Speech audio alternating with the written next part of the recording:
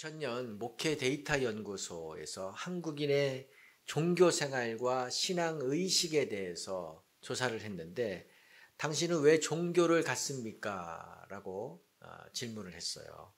근데 한국의 3대 종교를 믿는 사람들의 대답한 1위가 뭘까요? 내가 왜 종교를 믿는가? 뭐라고 대답했을까요? 마음의 평안을 위해서 믿는다라고 대답했어요. 그런데 기독교인들도 마찬가지였어요. 이전까지만 해도 기독교인들이 내가 왜 종교를 갖는가? 1위가 구원 얻기 위해서, 또 영원한 생명을 받기 위해서. 이것이 부동의 일이었는데 2년 전에 처음으로 바뀌었다는 거예요. 1위가 기독교인들도 역시 마음의 평안을 위해서 내가 종교 생활을 한다, 교회 다닌다, 그렇게 대답을 했다는 거예요. 이 말은 대부분의 사람들이 마음에 평안이 없다는 걸 얘기하는 거잖아요. 불안하다는 거예요. 지금 우리는 불안의 시대에 살고 있습니다. 인류가 지금만큼 불안감에 시달렸던 적이 없었던 것 같아요. 문명이 발달할수록 확실한 것들이 점점 많아지고 밝혀지기 때문에 평안할 줄 알았는데 오히려 불확실한 것들이 더 많아지는 거예요. 생각해 보세요. 작년 이맘때에 금년에 벌어질 일들이 일어날 것이라고 예상하신 분이 있으신가요? 대통령이 바뀔지 우리는 꿈에도 생각을 못했습니다. 갑자기 미국이 관세 폭탄을 터뜨리고 천문학적인 그 돈을 요구할지 우리 누구도 예상하지 못했어요. 이렇게 금값이 폭등할지 누가 알았습니까? 돌반집한 것이 너무나 후회가 돼요. 나의 건강에 이런 문제가 생길지 몰랐다고요. 우리 집에 이런 일이 일어날지, 우리 교회에 이런 일이 일어날지 아무도 몰랐습니다. 그러니까 불안은 전 세대가 겪는 문제이기도 한 것 같아요. 전 세대가 불안을 겪습니다. 10대 청소년들은 좋은 학교 성적 또 진학 때문에 늘 불안감에 시달려요. 20대, 30대 청년은 어떤가요? 또 취업하고 결혼하고 또 주택 문제, 육아 문제 이런 것 때문에 벌써 불안감에 시달린다고요. 40, 50대는 어떤가요? 잠재적 고용 불안 상태다라고 말하는 분들이 있어요. 잠재적 고용 불안 상태다. 얼마 전에 제가 40대 가장을 만났는데 그런 말을 하더라고요. 내가 지금 하고 있는 이 일을 언제까지 할 수 있을지 모르겠습니다. 그래서 불안합니다. 이 시대가 너무 변하기 때문에 5년 이후로는 할 수 없을 것 같다. 그런 말을 해요. 그래서 집에 가서 아내에게 이제 내가 지금까지는 당신을 책임졌으니까 5년 후부터는 당신이 나를 책임져야 된다. 미리부터 얘기하고 있다. 그런 얘기를 했습니다. 그러면 50대, 60대가 되면 편한가요? 50대, 60대 여러분들 편하신가요? 아니에요. 은퇴를 생각하면 불안해요. 은퇴 준비가 잘 안 돼 있다는 느낌을 받습니다. 70대, 80대도 마찬가지죠. 건강을 생각하면 또 자녀들을 생각하면 역시 불안할 수밖에 없어요. 우리 불안하면 어떤 일이 벌어지나요? 우리 몸에 증상이 나타나는 것 같아요. 불안하면 잠도 깊이 자지 못합니다. 또 이 심장도 불규칙하게 박동할 때가 있어요. 예민해져요. 신경질적인 반응을 보입니다. 마음도 외롭고 슬프고 두려움이 밀려와요. 근데 이 불안이 저절로 없어지지 않는다는 거예요. 마치 우리 몸의 독소처럼 가만히 놔두면 이것이 점점 더 퍼져나가요. 예수님은 누가복음 21장에서 불안, 염려, 생활의 걱정 이런 것들이 우리의 마음을 둔하게 한다라고 얘기했어요. 다른 번역본에 보면 마음을 짓누르기 때문에 조심해야 된다. 그렇게 예수님 말씀하셨습니다. 여러분, 우리의 몸에 뭔가가 짓누른다고 생각해 보세요. 내 몸이 뭔가에 짓눌려 있다고 생각해 보세요. 어떤가요? 고통스럽죠. 그러면 짓눌려 있으면 앞으로 나아갈 수가 없습니다. 이처럼 불안은 우리 마음을 짓누르기 때문에 무기력해져요. 자기 능력을 다 발휘할 수가 없습니다. 그래서 불안한 상태에서 일을 하면 성과가 나오지 않습니다. 불안한 상태에서 시험을 치고 불안한 상태에서 어떤 경기를 하고 시합을 하면 결과가 안 좋아요. 불안한 상태에서 어떤 결정을 해도 오판할 가능성이 많습니다. 나중에 꼭 후회를 합니다. 우리 영적 생활도 침체에 빠지게 만들어요. 자, 그럼 왜 불안한가요? 불안의 원인이 뭐죠? 나의 한계를 느낄 때 우리는 불안을 느낍니다. 내 힘이 없다. 내가 힘이 없다는 것을 느낄 때, 내 방법이 더 이상 통하지 않고 내가 주도권을 잃었다고 생각할 때에 불안을 느낍니다. 그런데 더 근본적인 원인이 있어요. 불안은 하나님이 우리에게 보내는 경고의 사인이라는 거예요. 하나님이 우리에게 보내는 경고등입니다. 우리가 지난 2시간 동안 하나님과의 연결이 잘 원활하지 않을 때 나타나는 증상, 낙심이 있었다 그랬어요. 또 뭐가 있었죠? 분노가 있다 그랬죠. 불안도 그 가운데 하나입니다. 하나님과 연결하라는 사인을 보내는 거예요.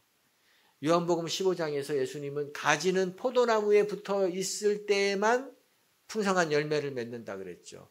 가지가 포도나무에서 떨어져 나가면 어떻게 된다 그랬어요? 아무것도 열매 맺을 수 없다. 아무 소용없다라고 하셨습니다. 마찬가지로 우리가 주님과 연결되어 있지 않으면 아무리 열심히 살아도 아무리 힘을 쏟는다고 해도 헛수고라고 했어요. 이때 나타나는 감정 가운데 하나가 불안입니다. 불안. 그러니까 이 경고등을 무시하고 지나가면 안 되죠. 빨간 불이 켜졌는데 그 빨간 불을 무시하고 계속해서 쌩쌩 달리면 뭐 한두 번은 문제가 없을 수 있지만 결국은 사고가 나잖아요. 이때 경고등이 들어왔을 때 어떻게 해야 돼요? 멈추어 서서 돌아봐야 되는 것입니다. 뭘 돌아봐요? 내가 주님과 지금 잘 붙어 있는지, 나도 모르는 사이에 하나님을 뒤로 밀어내고 내가 뭔가를 나 혼자 해보려고 지금 애쓰고 있는 것은 아닌지 확인해 봐야 된다는 것입니다. 근데 모세가 이랬어요. 오늘 본문에 읽은 모세는 하나님이 모세에게 40년 만에 나타나서 이스라엘 백성을 이집트에서 구출해 내라라고 명령하셨죠. 말씀하셨죠. 자, 이 말을 들었을 때 모세가 어땠을까요? 대통령 특사 자격으로 UN 총회에 다녀와라. 뭐 그런 얘기라면 아유 감사합니다. 영광입니다라고 즉각 대답할 수 있어요. 왜냐하면 그런 일은 부담은 하나도 없고 영광만 있는 거잖아요. 그렇죠? 그런데 하나님이 모세에게 준 임무는 부담만 있고 영광은 하나도 없는 일이에요. 모세를 불안하게 만들었어요. 그 말을 듣는 순간. 그래서 하나님께 대들듯이 반응합니다. 뭐라고 대답했습니까? 출애굽기 3장 17절 내가 누구이기에 바로에게 가며 이스라엘 자손을 애굽에서 인도하여 내리이까. 나는 못합니다. 나는 자격이 없습니다. 안 하겠습니다. 지금 그 얘기입니다. 이럴 수밖에 없어요. 40년 전에 처절한 실패를 경험했잖아요. 그 트라우마가 있다고요. 이집트 왕자였을 때 이스라엘 백성이 학대받는 것을 보면서 이건 내가 저들을 구출해야겠다. 내가 저들을 도와야겠다는 마음이 생겼습니다.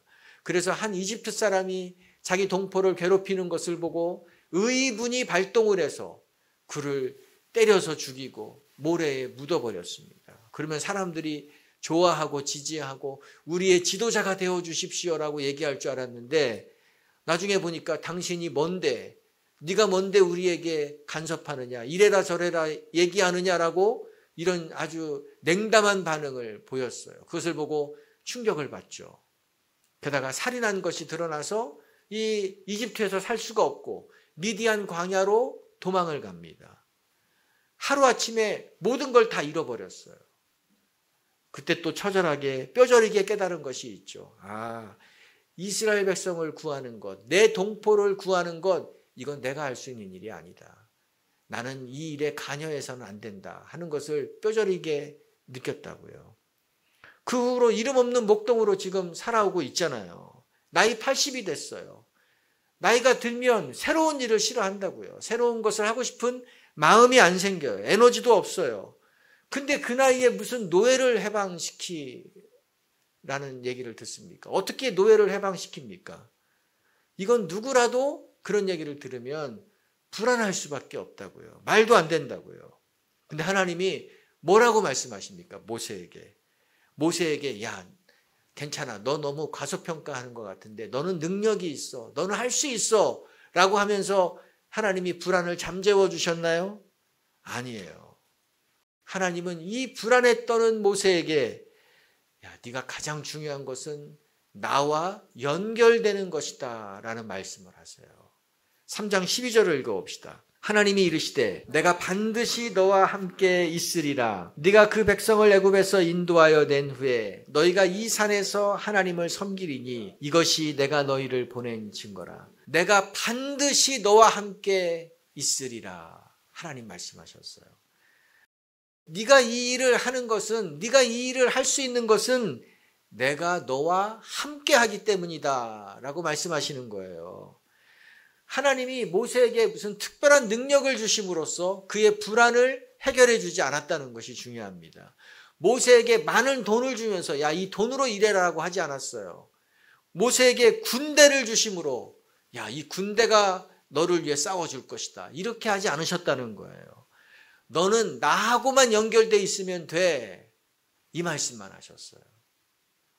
모세가 가진 것은 지팡이 하나밖에 없는데 하나님은 너의 지팡이가 너의 손에 들려 있으면 그거는 나무 막대기밖에 안 된다. 그런데 너의 지팡이가 나와 연결되어 있으면 그것은 능력의 지팡이다. 그것은 하나님의 지팡이가 되는 것이다 라고 말씀해 주십니다.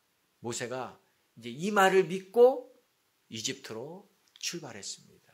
그리고 그 일을 마침내 해냈어요. 자, 그런데 오늘 본문에 보면 또다시 불안에 휩싸일 수밖에 없는 그 사건을 만나게 됩니다. 이스라엘 백성을 구출해서 약속하신 땅, 하나님이 주시겠다고 하신 땅으로 지금 데리고 가고 있습니다.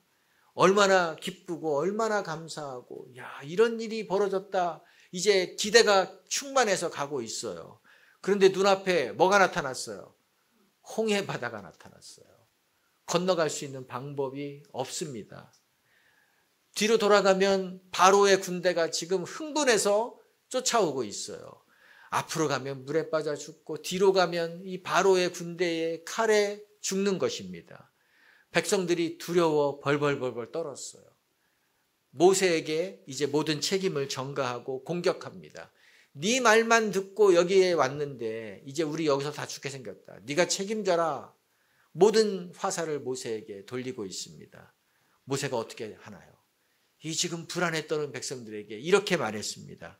14장 13절 다 같이 한번 읽어봅시다. 모세가 백성에게 이르되 너희는 두려워하지 말고 가만히 서서 여호와께서 오늘 너희를 위하여 행하시는 구원을 보라.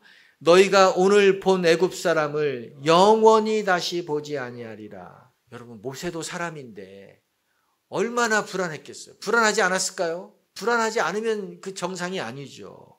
그 불안한 상황 가운데 자기도 답이 없는 가운데 확신을 선포합니다. 확신의 말씀을 선포했어요. 14절 뭐라고 선포합니까? 여호와께서 너희를 위하여 싸우시리니 너희는 가만히 있을지어다. 여러분, 어떻게 이 상황에서 이런 얘기를 할 수 있을까요? 하나님과 연결되어 있기 때문이에요. 처음에 모세가 하나님의 사명을 들을 때는 불안해서 그 자리에서 거부했잖아요. 근데 이제 연결되니까, 하나님과 연결되니까 담대함이 생긴 것입니다. 그래서 이 사색이 된 백성들을 향해서 두려워하지 말아라. 불안해할 것 없다. 너희는 그냥 가만히 있기만 해라. 가만히 서서 구경만 해라. 하나님이 우리를 위해서 어떻게 싸워주시는지, 어떻게 이기게 하시는지 쳐다만 봐라. 라고 담대하게 얘기했습니다. 여러분, 불안을 이기는 방법, 하나님과 연결되는 것뿐입니다. 믿으시나요? 불안을 이기기 위해서 그 당장의 그 상황을 피하는 사람들이 있습니다. 그 상황을 모면하려고 도망가는 사람도 있어요. 그런데 그렇다고 해서 불안이 해결되지 않아요. 잠시 불안을 잊기 위해서 어떤 약물에 의존하기도 하고 술을 의존하기도 합니다. 일시적인 효과는 있지만 그러면 그럴수록 더 그것에 매여 있게 되는 것입니다. 불안을 잊기 위해서 일에 몰두해요. 취미에 빠져버립니다. 요즘에는 뭐 유튜브에 얼굴을 파묻고 사는 사람들이 많아졌어요. 그 당시는 잊어버린 것 같아요. 그러나 불안의 크기만 더 눈덩이처럼 크게 만드는 거예요. 어떻게 하면 우리가 불안을 극복할 수 있나요? 첫 번째, 함께 하시는 하나님을 신뢰해야 합니다. 읽어봅시다. 함께 하시는 하나님을 신뢰하십시오. 제가 어릴 때 친구들과 도둑잡기 놀이를 하면서 자주 놀았어요. 한 명이 형사이고 나머지는 이제 도둑이 돼서 숨는 거예요. 찾을 수 없는 아주 은밀한 곳에, 은신처에 이제 숨어 있어야지 들키지 않는 거죠. 근데 한 번은 어떻게 하다가 어두운 폐창고 같은 곳을 발견했어요. 이전에 그런 곳이 있는 줄 몰랐는데 거기에서 이제 혼자 숨어 있었습니다. 근데 이제 시간이 길어지니까 이게 마음에 불안이 오는 거예요. 이 밖의 상황을 전혀 모르니까, 이 바깥에 무슨 일이 벌어지는 것을 모르니까 불안한 것입니다. 야, 얘들이 나를 잊지는 않았겠지. 나 빼놓고 다 그냥 집에 간 건 아니겠지. 뭐 이렇게 막 마음에 불안이 발동을 했습니다. 의심도 생기고. 그래서 차라리 잡히는 것이 마음이 편하겠다. 그래서 자수했습니다. 나와서. 자수하니까 마음이 편해지더라고요. 야, 숨어 사는 일은 정말 힘든 일이다. 그걸 느꼈어요. 근데 다윗이 이런 생활을 10년 넘게 했다는 거예요.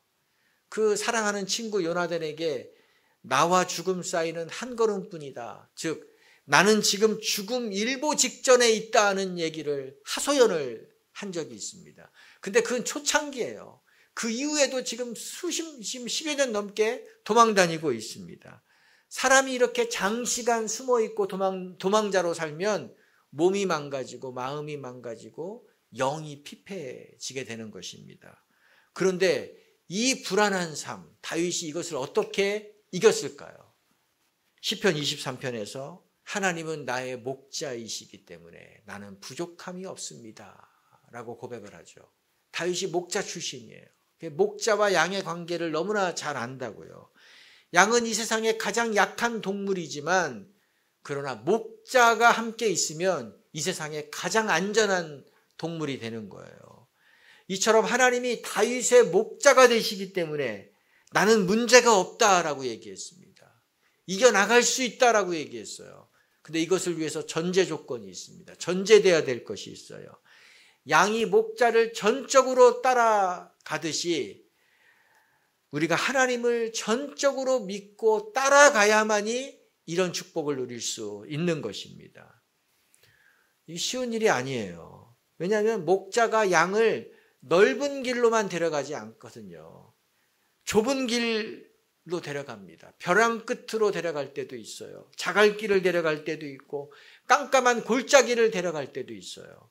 하지만 누가 함께 있으면 돼요? 네, 목자만 있으면 돼요. 목자만 있으면 돼요. 목자만 있으면 늑대가 나타나도 아무 문제 없어요. 그건 목자가 할 일이에요. 혹시 내가 실수해서 도랑에 빠졌을지라도 목자가 와서 건져주는 것입니다. 그래서 시편 23편 4절에 이렇게 고백했어요. 내가 사망의 음침한 골짜기로 다닐지라도 해를 두려워하지 않는 것은 주께서 나와 함께 하심이라. 주의 지팡이와 막대기가 나를 안위하시다. 그러니까 하나님이 나와 함께이시기 때문에 내가 죽을 것만 같은 골짜기를 지날지라도 길도 모르는 깜깜한 곳을 갈지라도 나는 불안하지 않다는 거예요. 누가 함께하기 때문에? 하나님이 함께하기 때문에. 우리도 그렇죠. 우리도 이 세상에 나 혼자인 것만 같은 그런 생각이 들 때가 얼마나 많습니까? 이거 정말 다 끝났다. 이제 내가 할 수 있는 건 아무것도 없다라는 그런 절망의 탄식이 나오는 상황이 얼마나 많아요. 뭔가 이 닫아버린 그 잿더미 위에 앉아있는 것과 같은 그런 힘 빠지는 상황에 놓여 있을 때도 있습니다. 그러나 그런 감정은 느낄 수 있어요. 그럴지라도 하나님이 누구와 함께 계십니까? 나와 함께 계세요. 하나님은 항상 우리와 함께 계십니다. 우리 아이들이 어렸을 때에 동네에서 이 자전거를 탔어요. 처음에는 제가 뒤에서 붙잡아 줬다고요. 이제 그래야지 넘어지지 않고 가니까. 근데 조금 타기 시작하니까 붙잡지 말아요. 따라오지 말아요. 나 혼자 가겠다는 거예요. 혼자 쌩쌩 달리고 싶은 거예요. 또 혼자 달려야지 다른 사람이 봤을 때 좀 잘 타는 것 같지. 뭐 누가 계속 붙잡고 있으면 창피한 일이잖아요. 그러니까 혼자 가고 싶은 거예요. 그래서 저도 그래 알았다. 혼자 타라. 나는 따라가지 않을게라고 대답을 했습니다. 그 다음에 어떻게 했을까요? 몰래 따라갔어요. 넘어지려고 하면 뒤에서 붙잡아 주는 거야. 내가 뭐 붙잡는지도 몰랐을 때도 있을 거예요. 또 자동차 길로 막 가려고 하면 가서 그 길을 막고, 아이들이 따라오지 말라고 간곡히 부탁을 해도, 화를 내기도 해도 저는 계속 따라갑니다. 왜 그런가요? 왜 그러죠? 아이들의 아빠잖아요. 아이들을 사랑하는 아버지잖아요. 절대로 혼자 둘 수 없는 거예요. 여러분, 이 불완전한 육신의 아버지도 이렇게 한다고요.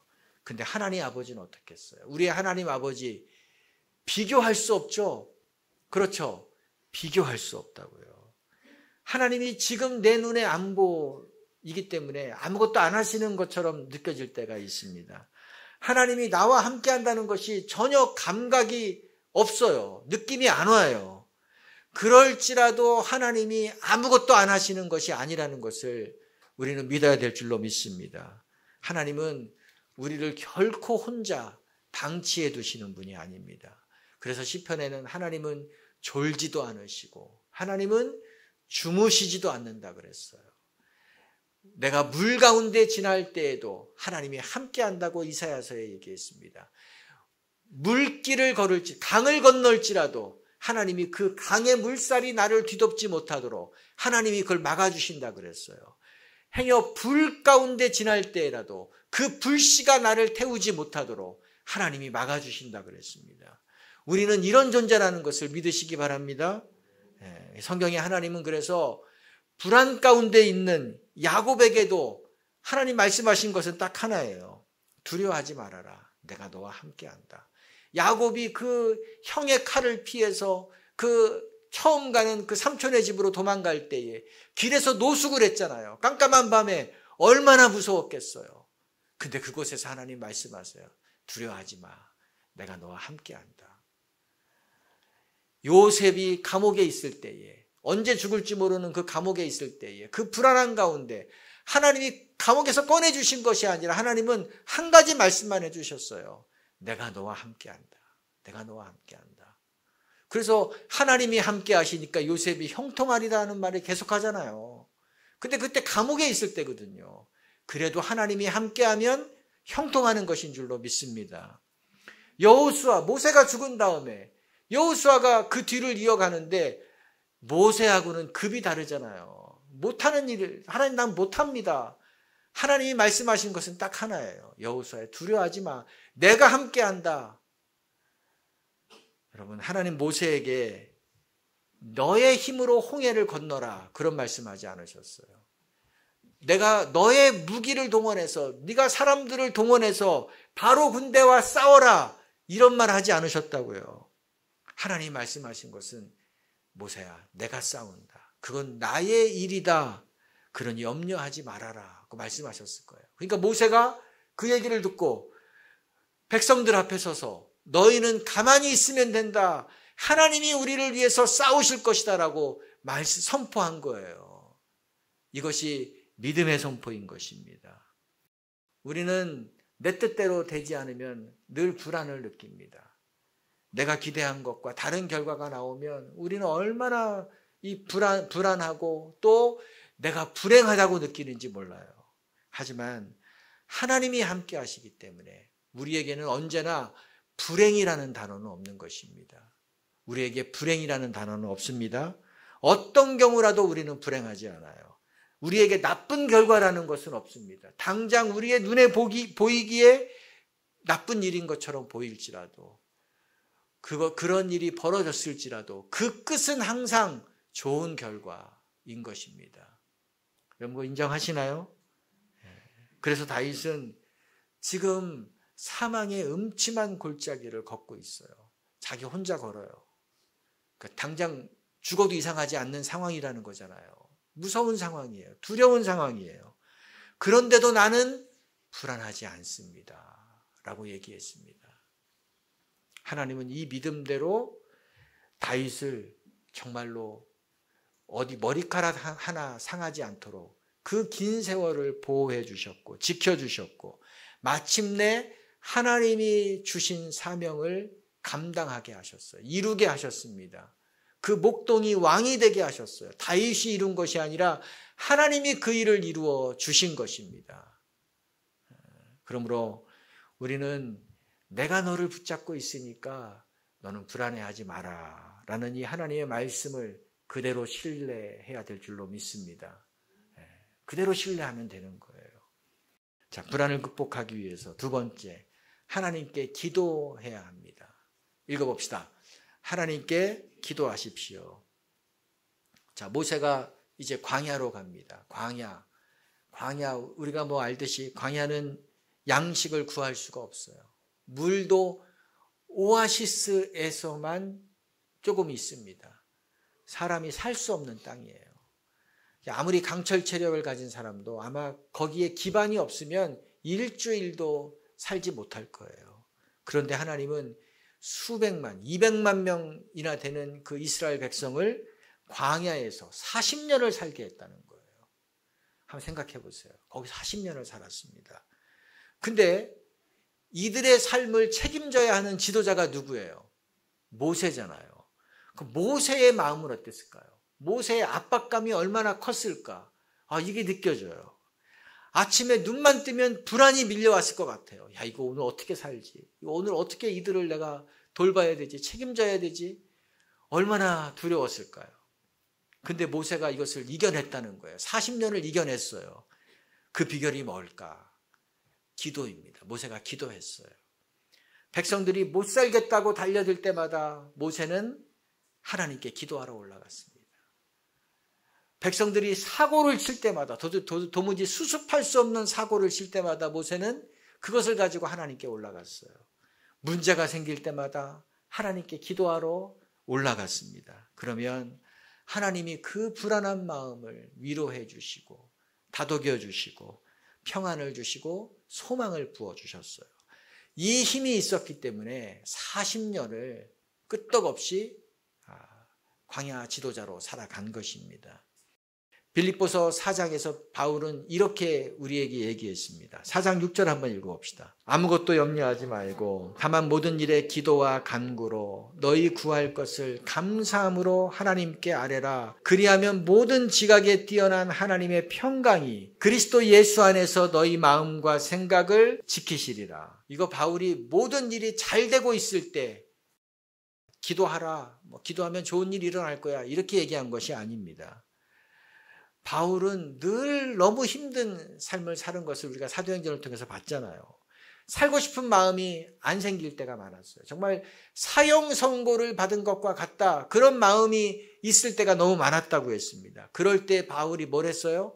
기도했다는 것입니다. 그러면 하나님이 마음에 뭘 주셨대요? 평강을 주셨대요. 염려하지 말고 기도했을 때 하나님이 마음에 평강을 주셨대요. 확신을 주셨대요. 이것을 늘 경험했기 때문에 로마서에서는 이렇게 선포했습니다. 환난이나 곤고나 박해나 기근이나 적신이나 위험이나 칼이나 그 어떤 것도 하나님의 사랑에서 나를 끊을 수 없습니다. 그 어떤 불안을 조장하는 그 상황에서도 하나님의 사랑에서 하나님의 사랑이 주는 평안에서 나를 끊을 수 없다라고 선포한 것입니다. 그리고 이 마음을 만나는 사람들에게, 빌립보 성도들에게도 로마 성도들에게도 만나는 사람들에게 이 메시지를 전한 거예요. 이렇게 기도의 산으로 올라가는 사람은 불안이 평안으로 바뀝니다. 하나님이 불안을 평안으로 바꾸어 주십니다. 기도의 산에 올라가는 사람은 불안이 소망으로 바뀌는 것을 경험하게 되는 것입니다. 그런데 기도의 산에 올라가지 않으면 어떻게 될까요?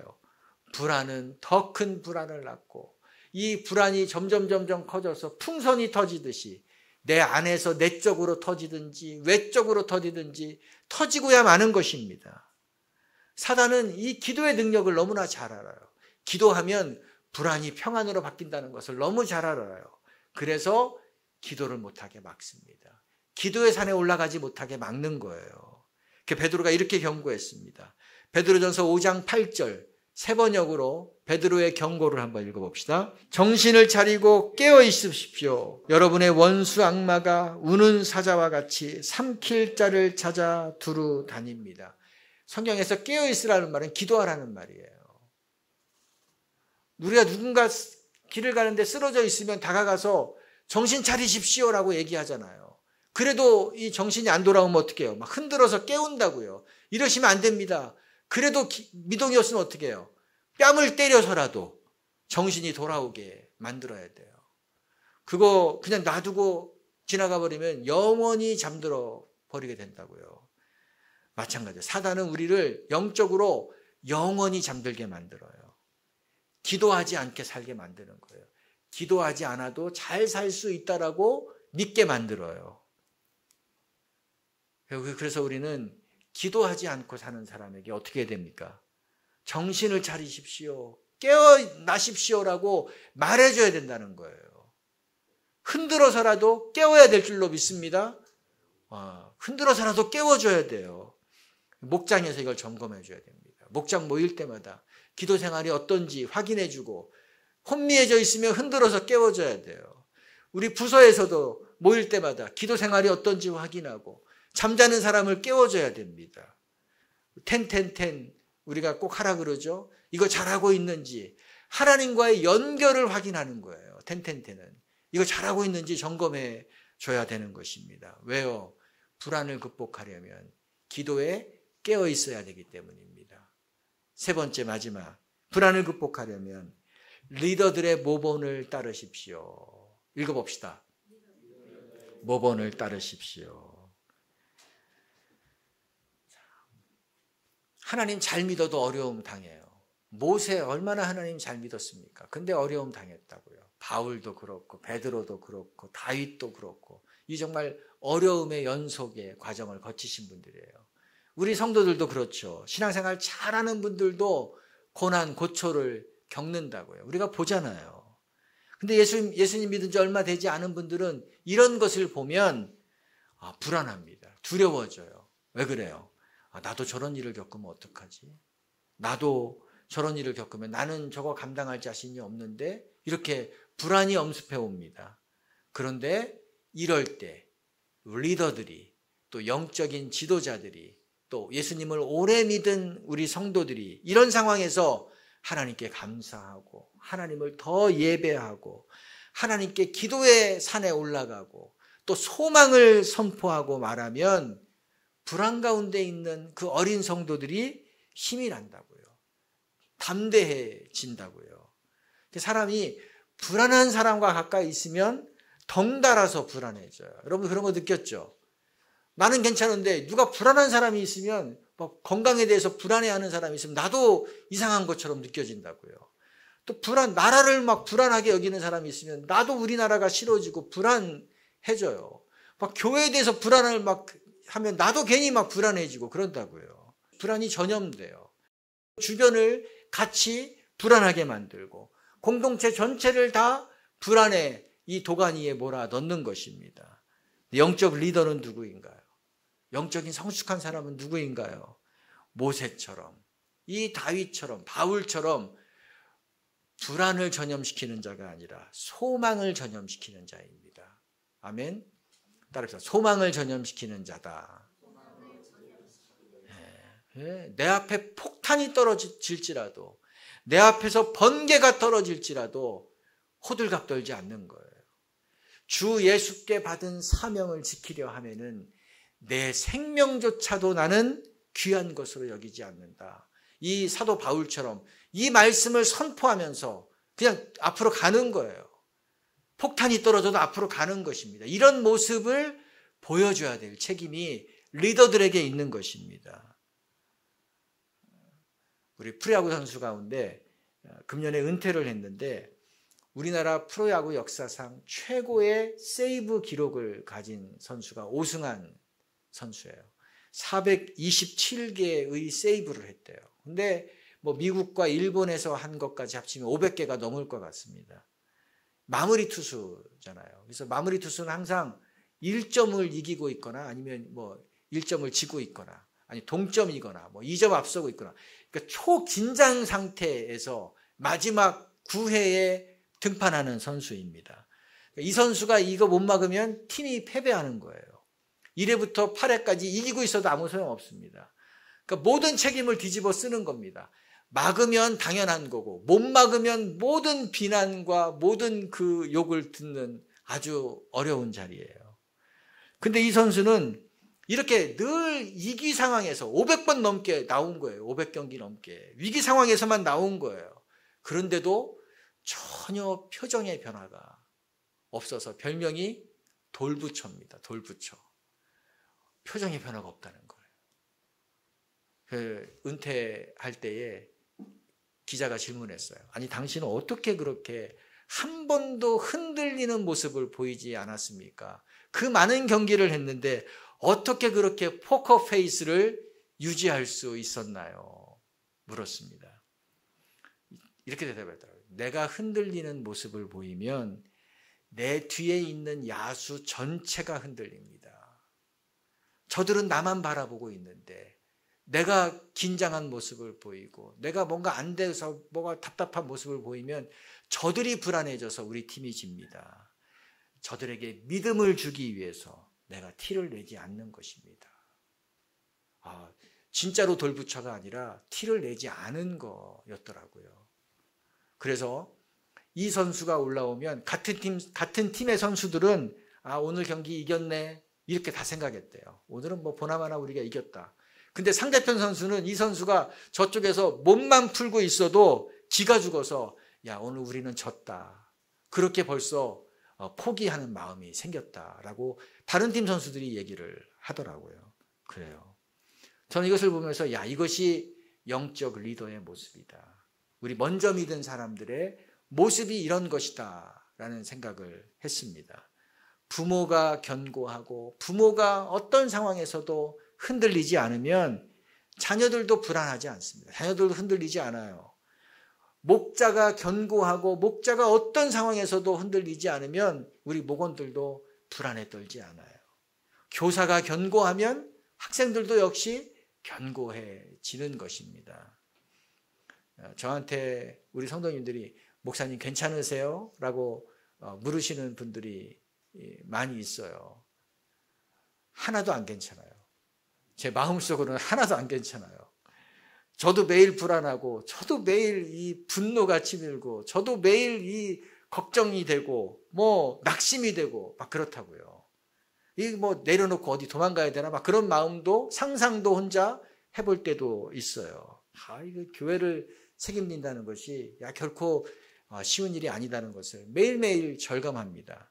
그런데 내가 흔들리면 다 흔들리기 때문에 내가 불안하면 다 불안하기 때문에 이 전염되기 때문에 제가 포커 페이스를 유지하려고 하는 거예요. 이것이 리더가 가진 리더들의 책임인 것입니다.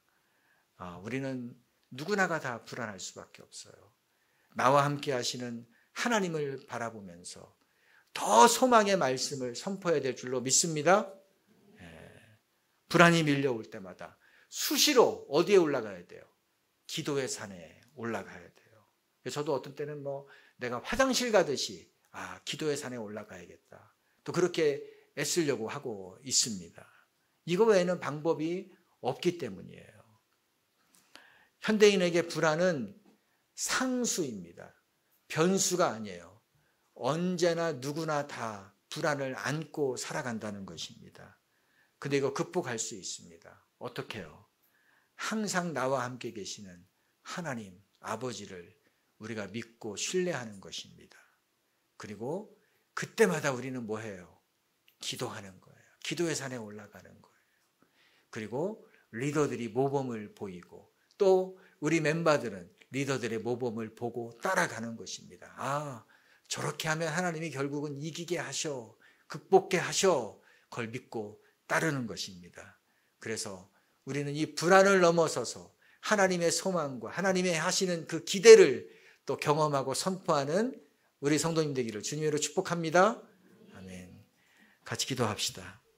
우리가 이 땅을 살아가는 사람들 가운데 불안을 느끼지 않는다면 그거는 정상적이지 않습니다. 그건 이상한 거예요.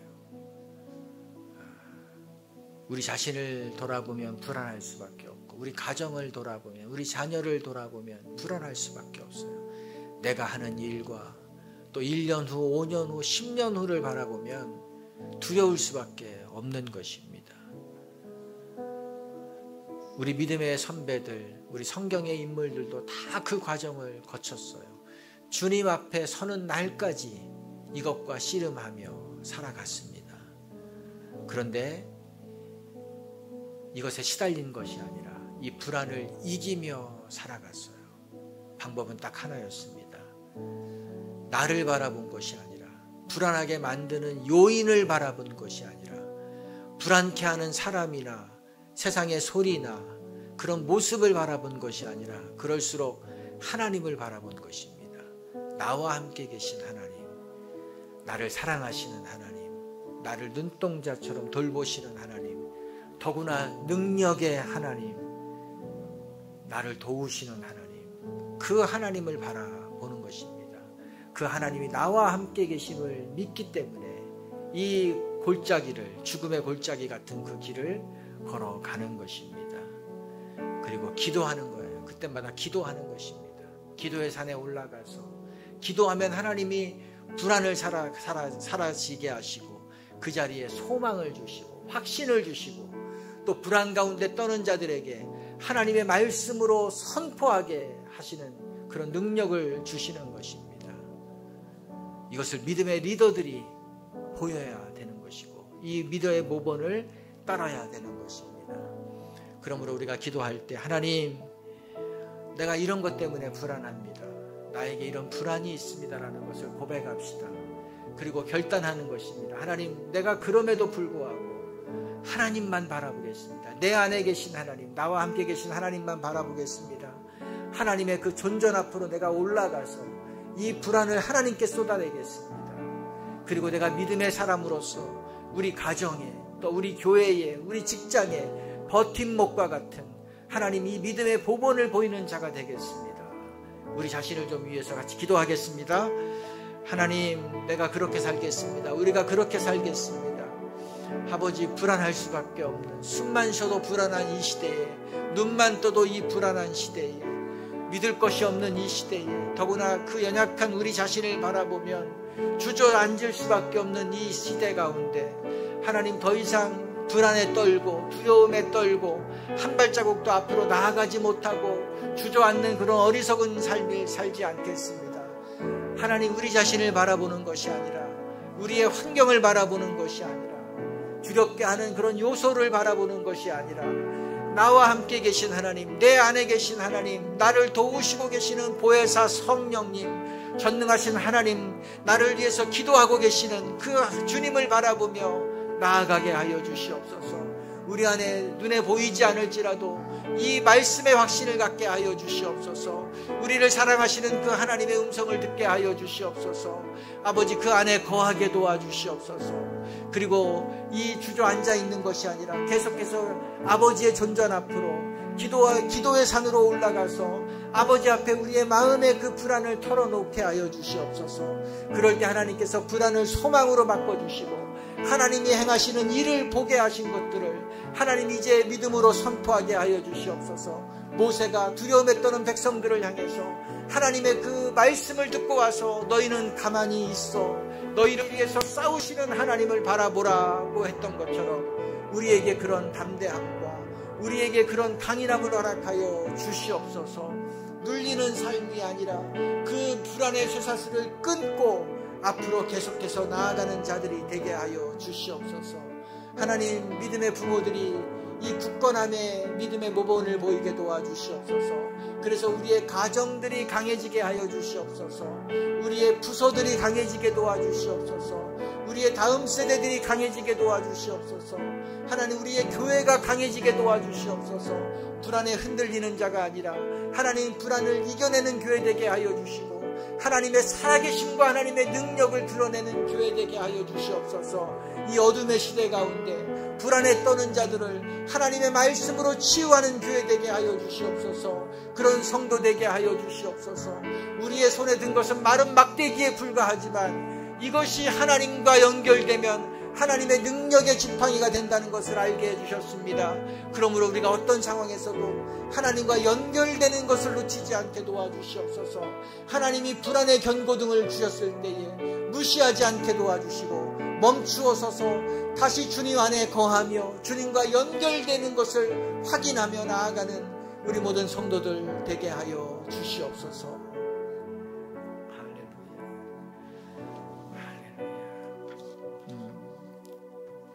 악한 사단은 불안을 통해서 우리를 멈추게 합니다.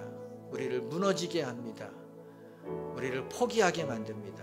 그러나 하나님은 우리 안에 계십니다. 성령님은 우리를 떠나지 않는다고 하셨어요. 우리를 보호하시고 우리에게 날마다 은혜를 주시는 보혜사라고 하셨습니다.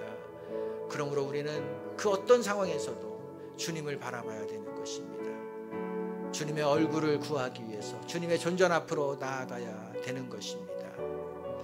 이러한 우리의 고백을 찬양으로 고백합시다. 하나님이 우리의 피난처가 되십니다. 하나님은 우리의 피난처가 되시며 환난 중에 우리의 힘과 도움이시니 하나님은 우리의 피난처가 되시며 하나님은 우리의 피난처가 되시며 환난 중에 우리의 힘과 도움이시니 너희는 가만히 있어 너희는 가만히 있어 주가 하나님 되말지어다 열방과 세계 가운데 주가 높임을 너희는 가만히 있어 너희는 가만히 있어 주가 하나님 되말지어다 열방과 세계 가운데 주가 높임을 받으리 우리를 사랑하시는 하나님 아버지입니다. 사랑합니다 내 아버지 찬양합니다 내 온맘 다하여 선포합니다 예수 그리스도 주님 오심을 기다리 사랑합니다 내 아버지 사랑합니다 내 아버지 찬양합니다 내 온맘 다하여 선포합니다 예수 그리스도 주님 오심을 기다리며 사랑하는 아버지 우리는 매일 폭풍 속으로 들어가는 것과 같은 그런 삶의 현장 가운데 살아가고 있습니다. 매일 비바람을 맞는 것과 같고 눈보라가 우리를 얼어붙게 만든 것과 같은 그런 극한의 상황에 놓여 있는 것 같습니다. 그러나 하나님이 우리를 홀로 두지 않으시고 피난처가 되어주신다고 약속해 주셔서 감사합니다. 아무리 외부적인 환경이 어려워도 피난처에 들어가면, 산장에 들어가면 안전함을 유지하고 평안함을 유지할 수 있듯이 우리가 우리의 피난처 되신 하나님 앞으로 계속해서 매일매일 들어가게 하여 주시옵소서. 그 주님과 연결되게 하여 주시옵소서. 하나님을 제쳐놓고 우리가 앞서가는 그런 삶을 살지 않게 하여 주시옵소서.